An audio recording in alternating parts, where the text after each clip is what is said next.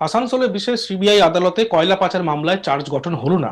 সোমবার 25শে নভেম্বর এই মামলার চার্জ গঠন হওয়ার কথা ছিল, কিন্তু আদালত সূত্র খবর, কয়লা পাচার মামলায় অভিযুক্ত বিকাশ মিশ্র সোমবার আসানসোল বিশেষ সিবিআই আদালতে উপস্থিত ছিলেন না। কারণ কলকাতার কালীঘাট থানায় কোনো একটি মামলায় বিকাশ মিশ্রকে গ্রেপ্তার করা হয়েছে। ধৃত বিকাশ পুলিশ হেফাজতে রয়েছে, তাই সোমবার এই মামলায় চার্জ গঠন হলো না।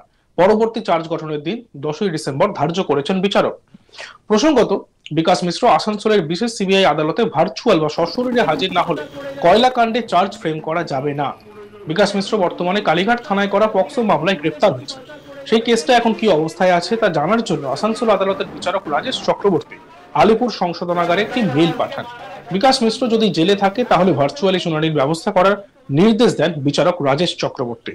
কারণ আসানসোল সিবিআই আদালতে ভার্চুয়াল হোক বা সশরীরে যেভাবেই হোক না কেন অভিযুক্তকে উপস্থিত থাকতে হবে, ততক্ষণ শুনানি স্থগিত থাকবে। আর এই বিষয়ে সোমনাথ চট্টরাজ অভিযুক্ত পক্ষের আইনজীবী, তিনি কি বলছেন শুনুন। বিকাশ মিশ্র কলকাতায় একটা অন্য কেস কানেকশনে অ্যারেস্ট হয়ে গেছে বলে আজকে ফিজিক্যালি অ্যাপিয়ার করতে পারেনি, যার জন্য আজকে চার্জ ফ্রেম করা গেল না। কোর্টের তরফে তো একটা মেল পাঠানো হয়েছিল যে ভার্চুয়ালি পেশ করা হোক, তো সেটা কোর্টের তরফে মেল পাঠানো হয়েছিল আলিপুর স্পেশাল কারেকশনাল হোমে, যদি আমি ভুল না হয়। কিন্তু বিকাশ মিশ্র ইনফ্যাক্ট গতকাল কোর্টে প্রডিউস হয়েছিল। কালকে প্রডিউস হওয়ার পর কালকে যিনি রিমান্ড ম্যাজিস্ট্রেট ছিলেন উনি অর্ডার দিয়েছিলেন আজকে স্পেশাল কোর্টে ওনাকে প্রডিউস করার জন্য। আজকে স্পেশাল কোর্টে প্রডিউস হয়েছিল, যতদূর খবর ওখান থেকে মনে হয় পুলিশ কাস্টাডিতে গেছে। আমার কাছে এখনো কনফার্ম করে খবর নেই, কিন্তু এইখানে নেক্সট ডেট 10-12 হলো। অন্যদিকে লালার আইনজীবী অভিষেক মুখার্জি কি বলছেন শুনবো। সব আসামি এসেছিলেন, খালি একমাত্র বিকাশ মিশ্র আসতে পারেননি, কারণ ওনাকে কলকাতা পুলিশ কোনো একটি কেসে অ্যারেস্ট করেছেন এবং ওনাকে আলিপুর জাজেস কোর্টে প্রোডাকশন দিয়েছেন। এবং যতদূর খবর পেলাম সেটা হচ্ছে যে ওনাকে সেই কেসে পুলিশ কাস্টাডি নেওয়া হয়েছে, সেই কারণে ওনাকে এখানে প্রোডাকশন করা যায়নি। চার্জ গঠনের পরবর্তী ডেট দেওয়া হয়েছে 10-12।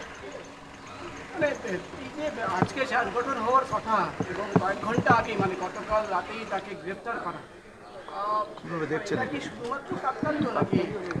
সেটা তো ইনভেস্টিগেশন চলছে, পুলিশ নিজে অ্যারেস্ট করেছে, সেটা পুলিশ বলতে পারবে। 10 তারিখে বিকাশ মিশ্র হাজিরা নিয়ে কিছু বলেছেন? এখন তো আপাতত উনি কাস্টাডিতে আছেন, তারপরে পুলিশ কাস্টাডি ওভার হলে তারপরে কিভাবে প্রোডাকশন দেবেন সেটা কোর্ট ডিসাইড করবে।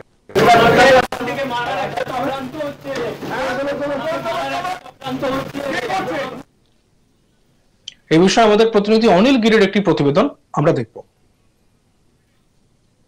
আসানসোল সিবিআই আদালতে কয়লা পাচার কাণ্ডের চার্জশিট গঠন করা কথা ছিল, কিন্তু 50 জন অভিযুক্ত মধ্যে একজন অনুপস্থিত থাকার কারণে সেই চার্জশিট গঠন হতে পারল না। আগামী 10 ডিসেম্বর নেক্সট ডেট নির্ধারিত করা হয়েছে চার্জশিট গঠন করার জন্য। আমরা জানি যে আসানসোল সিবিআই আদালতে যে কয়লা পাচার কাণ্ড রয়েছে সেই পাচার কাণ্ডের শুনানি এতদিন চলছিল। আর এই যে গতকাল এইখানে চার্জশিট গঠন করা ডেট ছিল, কিন্তু ঠিক তার আগে একজন অভিযুক্ত যে বিকাশ মিশ্র রয়েছেন সেই বিকাশ মিশ্রকে কলকাতা পুলিশের কালীঘাট থানা পুলিশ একটি মামলাতে গ্রেফতার করে, আর তারপরেই তাকে কোর্টে প্রোডাকশন করা হয়, সেখান থেকে তাকে পুলিশ রিমান্ডে নেওয়া হয়েছে। যেহেতু বিকাশ মিশ্রকে আসানসোল সিবিআই আদালতে পেশ হতে পারেনি, সে কারণে সিবিআই এর কোর্টের যে জাজ রয়েছেন রাজেশ চক্রবর্তী এই যে চার্জশিট গঠন করার যে ডেট ছিল সে কারণে চার্জশিট গঠন করেননি। যে জানানো হচ্ছে যে ফিজিক্যালি প্রত্যেক অভিযুক্তকে সিবিআই আদালতে জাজ কেছে প্রডিউস হতে হবে, কিন্তু যেহেতু 50 যা অভিযুক্তর মধ্যে 49 যে অভিযুক্ত ছিলেন প্রত্যেকেই সশরীর ওইখানে উপস্থিত ছিলেন, কিন্তু বিকাশ মিশ্র যে কলকাতা পুলিশ হাতে গ্রেফতার হয়েছেন তিনি পেশ হননি।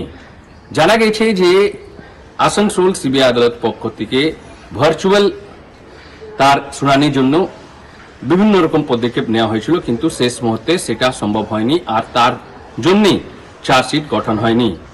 আমরা জানি যে কয়লা পাচার কাণ্ডে প্রায় 50 জন যে অভিযুক্ত রয়েছেন আর এটা প্রায় 2-2.5 থেকে 2.5 বছর এই কেস চলছিল। আর এর মধ্যে কয়লা পাচারকারীর সাথে সাথে ইসিএল, সিআইএসএফ আর যে বিভিন্ন কারখানার যে বড় বিজনেসম্যানও তার চার্জশিটে নাম রয়েছে। আর সেটারই শুনানি গতকাল হওয়ার কথা ছিল, কিন্তু যেহেতু বিকাশ মিশ্র উপস্থিত হতে পারেননি সে কারণে এটা চার্জশিট গঠন হয়নি। এবার ঠিক একদিন চার্জশিট গঠন আগে কলকাতা পুলিশের কালীঘাট থানা পুলিশ তারা বিকাশ মিশ্রকে গ্রেফতার পর বিভিন্ন রকম প্রশ্ন উঠছে কি এটা কি কোনো ষড়যন্ত্র রয়েছে, কি একটা অ্যাক্সিডেন্ট বা কোনো সঠিক কারণে তাকে আরেস্ট করা হয়েছে। এটাও এখন যে আসানসোলের যে সিবিআই আদালতের যে চত্বর রয়েছে সেখানে চর্চার বিষয় ছিল। আগামী দিন যে 10 ডিসেম্বর নেক্সট চার্জশিট গঠন করার কথা রয়েছে। এবার দেখার বিষয় যে সেদিন বিকাশ মিশ্রকে আসানসোল সিবিআই আদালতে সশরীর উপস্থিত হয় কিনা। যদি সশরীর উপস্থিত না হয় তো একটা যে মনে করা হচ্ছে যে সেই দিনও চার্জশিট গঠন হতে পারবে না। আমাকে মারার চক্রান্ত হচ্ছে, মুখ খুললে সরকার পড়ে যাবে। মমতা ব্যানার্জি সরকারকে খোলা চ্যালেঞ্জার, এর ফলে তৃণমূল কি চাপে পড়বে সেটাই দেখার। কয়লা কাণ্ডে শাসক ঘনিষ্ঠ অনেকের নাম রয়েছে বলেই সূত্রের খবর। আর এবার আদালত থেকে বেরোনোর সময় এই কথা বললেন মূল অভিযুক্ত বিনয় মিশ্রের ভাই বিকাশ মিশ্র। তিনি ঠিক কি বলেছেন আমরা শুনবো।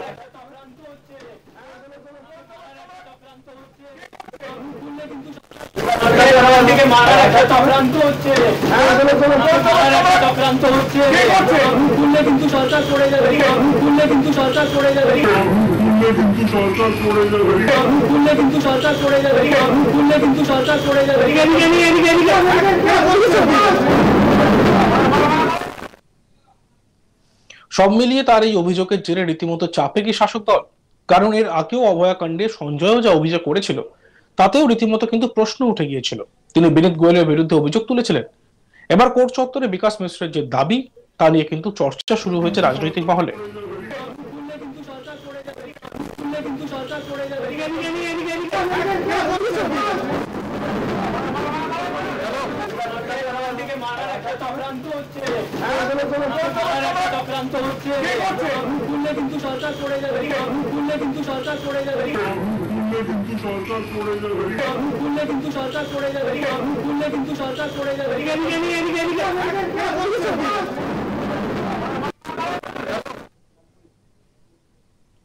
দেখতে থাকুন আজ তাক বাংলা, সাবস্ক্রাইব করতে ভুলবেন না।